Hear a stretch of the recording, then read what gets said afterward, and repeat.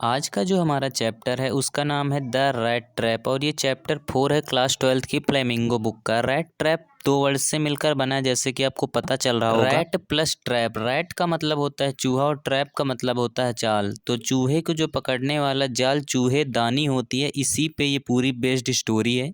कि जो ऑथर हैं उनका नाम है सेल्मा लैंगरलॉफ। चलिए इस स्टोरी को शुरू करते हैं। एक समय एक आदमी रहता था जो कि चूहेदानी बेचा करता था और वो चूहेदानी तार की बनी हुई होती थी और चूहेदानी बनाने के लिए जो मटेरियल लगता था वो वह बड़ी बड़ी दुकानों से मांग के लाता था।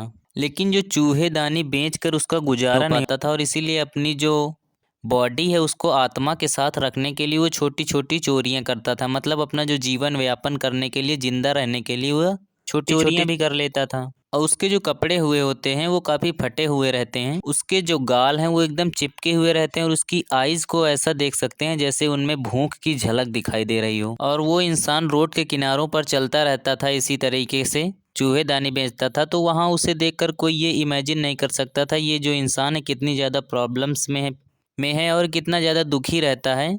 और इसकी एक आदत ये होती है, जब ये रोड के किनारे चल रहा है तो वो कुछ ना कुछ सोचता रहता है। और एक दिन वो ऐसा कुछ सोचता है जो कि उसके लिए बहुत ज़्यादा एंटरटेनिंग होता है। और वह उस समय अपने रैट ट्रैप चूहेदानियों के बारे में सोच रहा होता है। फिर अचानक से उसके मन में एक आइडिया स्टक करता है और वो पूरे वर्ल्ड के बारे में सोचने लगता है कि जो पूरा दुनिया है, वहाँ पे जो शहर, सिटी हैं, विलेजेस हैं, ये कुछ नहीं बल्कि एक तरीके के रैट ट्रैप है। और ये जो इंसान है ये यहाँ पर लालच के कारण, जॉय के कारण, शेल्टर के लिए, फूड के लिए, हीट के लिए और अपने कपड़ों के लिए इसी जाल में फंसते हुए चले जा रहे हैं। और कहता है भगवान ने जो जॉय है, रिच है, शेल्टर है, फूड है, ये एक तरीके के पॉर्क मतलब होता है सुअर का मांस। जैसे कि जो रैट में फंस जाता है, चूहा आके सुअर के मांस के खाने के चक्कर में कोई कोई रख देता है तो चूहा आके अचानक से उसी चूहेदानी में फंस जाता है। ठीक उसी प्रकार से जो भगवान है उन्होंने यहाँ पर ऑफर किया है Joy, shelter, food, heat, cloth, इस तरीके के जो हैं,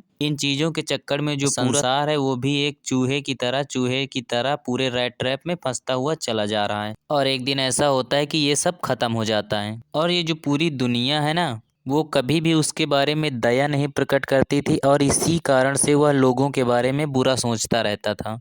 और लोगों के बारे में बुरा सोचना है उसका एक तरीके का टाइम पास बन गया था। और यह उन लोगों के बारे में ज़्यादा बुरा सोचता था जो खुद जानता था, क्योंकि वो लोग हैं इसके बारे में कुछ भी दया प्रकट नहीं करते थे, इसे कुछ देते नहीं थे। और एक दिन शाम को क्या हुआ इसके साथ कि ये धीरे धीरे रोड के किनारे जा रहा होता है और वो देखता है कि एक किनारे एक झोपड़ी बनी हुई है रोड के किनारे। वहाँ पे जाता है और दरवाजे को खटखटाता है और रात बिताने के लिए अपने वहाँ पे आश्रय मांगता है। और उसने ऐसा सोचा था कि उसे यहाँ पे रहने के लिए मना कर दिया जाएगा, क्योंकि वह जहाँ भी आश्रय मांगता था उसे मना कर दिया जाता था। लेकिन इस बार ऐसा नहीं होता। एक बूढ़ा आदमी निकलता है जो कि घर में अकेला एकदम होता है और उसकी जो वाइफ भी नहीं होती है और उसके बच्चे भी नहीं होते हैं, एकदम अकेला होता है। और वो भी खुश हो जाता है कि चलो आज की रात जो है वो किसी न किसी तरीके से अकेलापन मुझे महसूस नहीं होगा। और फिर वो जल्दी से जाता है और उसके घर में जो आग जल रही होती है उसमें अपना एक बर्तन रखता है और उसमें खिचड़ी बनाने की व्यवस्था कर लेता है। और फिर वो उसके घर में एक तंबाकू रखे हुए होता है, क्योंकि उसके तंबाकू पीने का शौक रहता है, उसको निकालता है। उसमें जो तंबाकू जिसमें भरी जाती है चिलम, उसको भी निकालता है और दोनों पीने लगते हैं उसे। और जब उसे पी रहे होते हैं तब वो ताश की गड्डियां भी खेल रहे होते हैं और वो ऐसा तब तक करते हैं जब तक सोने नहीं जाना होता है। फिर वो क्या करता है, दोनों लोगों के लिए खिचड़ी परोसता है और दोनों आपस में बातें करने लगते हैं। और तभी जो आदमी होता है वो रैट ट्रैप सेलर से बताने लगता है कि मैं एक टाइम ऐसा था जबकि एक मील है जिसका नाम है रैम्सजो आयरन वर्क्स, उसमें मैं काफ़ी ज़्यादा काम किया हूँ लेबर के लिए, लेकिन अब मैं हो गया हूँ और मुझसे काम नहीं हो पाता है, इसीलिए मैं वहाँ पे नहीं जाता। और मेरे लिए अब खर्चा का सहारा एक गाय है जिसको मैं पाल रखा हूँ और उसी वजह से मेरा गुजारा होता है। फिर वो बताता है कि मेरी जो गाय है वो डेली मुझे दूध देती है और लास्ट मंथ में, मतलब कि पिछले महीने में उसने 30 करोड़ अर्न किया है अपनी गाय से, जिसका वो दूध बेचता है। लेकिन जो रेड ट्रैप सेलर था उसे विश्वास नहीं। फिर वो अचानक से जाता है, रेड ट्रैप सेलर यहाँ पे स्ट्रेंजर का काम कर रहा है, तो जो बूढ़ा आदमी है वो अचानक से जाता है अपनी विंडो की साइड पर और वहाँ पे एक नेल में, मतलब कि एक खूंटी गड़ी हुई है, वहाँ से वो एक थैला निकालता है, उसको उसके सामने लेके आता है और उसमें 3 गुलमेटी नोटें रखी हुई हैं 10 करोड़ की, मतलब 10 करोड़ की नोट हुई हैं और वो 3 रहती हैं, इससे 30 क्रोनर हो जाते हैं और वो अपने गेस्ट के सामने रख देता है। उसे दिखाने के बाद फिर वो उसको वहीं पे रख देता है जाके, जहाँ से वो निकलता है विंडो के पास से, और फिर वो दोनों सोने के लिए चले जाते हैं। दूसरे दिन वो दोनों लोग उठते हैं। The crofter was in hurry to milk his cow, और जो क्राफ्टर है वो उसको जल्दी ही अपनी गाय का दूध निकालना होता था, इसीलिए वो जल्दी उठ जाता है। और जो गेस्ट है, जो रेड ट्रैप सेलर है, वो भी सोचता है कि मैं भी जल्दी उठ जाऊं, क्योंकि इस घर का जो मालिक है वो जल्दी उठ गया और मैं यहाँ पे सो रहा हूँ, ये मुझे अच्छा नहीं लग रहा है। और जो दोनों हैं वो कुटिया को एक साथ ही छोड़ देते हैं और अपने अपने काम के लिए निकल जाते हैं। और क्राफ्टर है वो डोर को लॉक कर लेता है और की जो होती है उसको अपनी जेब में रख लेता है। जो रेड ट्रैप सेलर है वो गुड बाय करता है और थैंक यू कहता है, क्योंकि उसे आश्रय मिला था, और वो दोनों अपने अपने रास्ते चल रहे होते हैं। लेकिन आधे घंटे बाद जो रेड ट्रैप सेलर है, जिसका नाम पेडलर बताया गया यहाँ पे, वो फिर से आके उसी कुटिया के दरवाजे के पास खड़ा हुआ होता है और उसके अंदर जाने की कोशिश कर रहा होता है, लेकिन उसे पता होता है कि दरवाज़ा बंद है, वो अंदर नहीं जा पाएगा। फिर वो विंडो के पास जाता है और वहाँ पे एक शीशा लगा हुआ होता है, उसे तोड़ देता है अपने हाथों से, और वो यहाँ पे जो पाउच टंगा हुआ होता है खूंटी पे, उसको वहाँ से चुरा लेता है और चला जाता है। 30 क्रोनर जो है उसमें पैसे होते हैं, उनको चुरा लेता है और वहाँ की जूत में जितनी भी मनी हुई होती है उसको अपने पॉकेट में रखता है, और जो लेदर की पाउच है उसको फिर से वहीं पे टांग देता है केयरफुली और वहां चला जाता है। जब वो मनी के साथ जा रहा होता है तभी उसको अपनी स्मार्टनेस पे काफी ज्यादा कॉन्फिडेंस हो रहा होता है और रियलाइज करता है कि उसे जो पब्लिक हाईवे पे नहीं जाना चाहिए, क्योंकि उसने चोरी की है। अगर कोई भी आएगा तो वो पब्लिक हाईवे पे पकड़ा जाएगा, इसीलिए वो रोड को छोड़ देता है और एक जंगल की तरफ चला जाता है।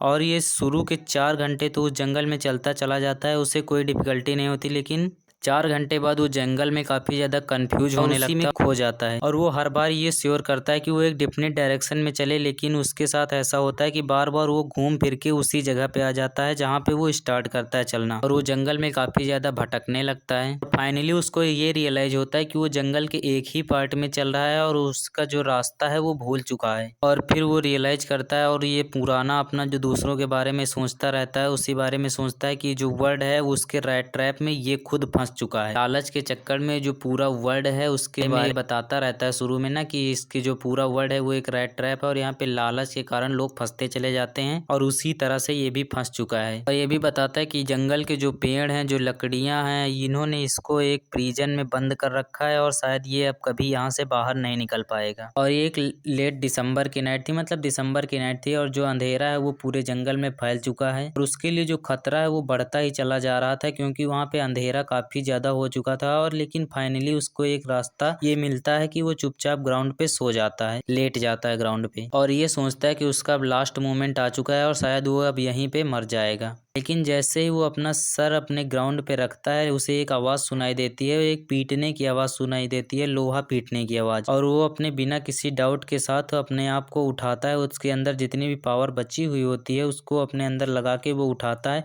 और जहाँ पे वो हथौड़े की आवाज़ आ रही होती है, पीटने की मील से आ रही होती है, उसी की तरफ चल देता है। और वो रैम्स जो आयरन मिल से आवाज़ आ रही होती है उसी तरफ वो चलता चला जाता है, जहाँ पे ये वर्क होता है। मेटल को मेल्ट किया जाता है, मतलब कोई भी लोहा होता है उसे मेल्ट किया जाता था। और गर्मियों के दिन में जो रैम्सजो आयरन मिल्क होती थी, वहाँ पे जितना भी माल निकलता था, जितना भी सामान निकलता था, उसे नाव में लाद कर लेक में ले जाकर फिर उसको सप्लाई कर दिया जाता था। लेकिन जो विंटर टाइम होता था वहाँ पे उस समय काफ़ी ज़्यादा ब्लैक रोड्स थी, क्योंकि उस समय वहाँ पे कोयला आता था और वहाँ पे काफ़ी ज़्यादा कोयले के कारण जलाने के कारण, और ये जो पूरी घटना चल रही है वो क्रिसमस के एक दिन पहले की चल रही है। और मिल के अंदर जितने भी हेल्पर थे और उनका जो मास्टर था स्मिथ, वो भी सब लोग फर्नेस के पास, भट्टी के पास बैठे थे और वेट कर रहे थे कच्चा जल्दी से पिघल कर बाहर आ जाए और उसको एक ढांचे में डालकर उसको नया शेप दे दें। और वहाँ पे जितने भी वर्कर्स काम कर रहे थे वो थोड़ी थोड़ी देर में जाके भट्टियों के पास देखते थे कि जो आयरन है वो कैसा हो गया है, लाल हो गया है, गलने लगा है, खौलने लगा है या नहीं। और वो जब वहाँ पे जाते तो उनका जो शर्ट वो काफी लंबे हुए होते हैं और वो वुडन शूज पहने रखे हैं, ताकि अगर वुडन शूज होते हैं तो उन्हें गर्मी कम लगती थी। ये आपको पता, जो वुड होता है वो बैड कंडक्टर ऑफ हीट होता है।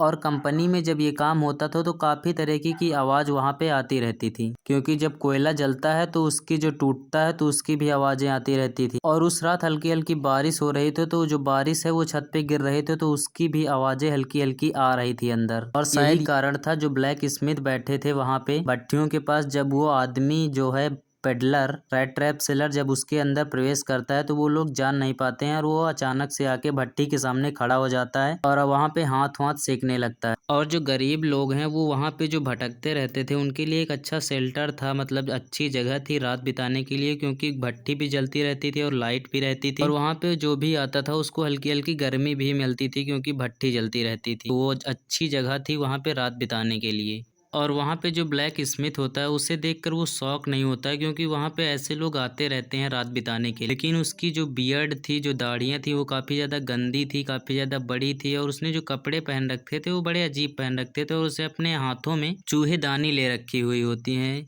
तो ये उसका थोड़ा सा अजीब लगता है, लेकिन उसे ये अजीब नहीं लगता कि यहाँ पे कोई आया है, क्योंकि वहाँ पे कोई ना कोई लोग आते रहते थे, क्योंकि वो एक अच्छी जगह थी जहाँ पे लोगों को आश्रय मिल जाता था रात जाने के लिए और वहाँ पे हल्की फुल्की गर्मी भी होती थी। और फिर जो पुअर वोगा बैंड है, जो ट्रैप सेलर है, वो उससे पूछता है कि क्या वो वहाँ पे रात बिता सकता है, तो उसके अपना ब्लैक स्मिथ होता है वो हाँ अपनी जो खोपड़ी है, जो सर है, उसको हिला के कहता है हाँ तुम यहाँ पे रात बिता सकते हो और उसे कुछ नहीं कहता है।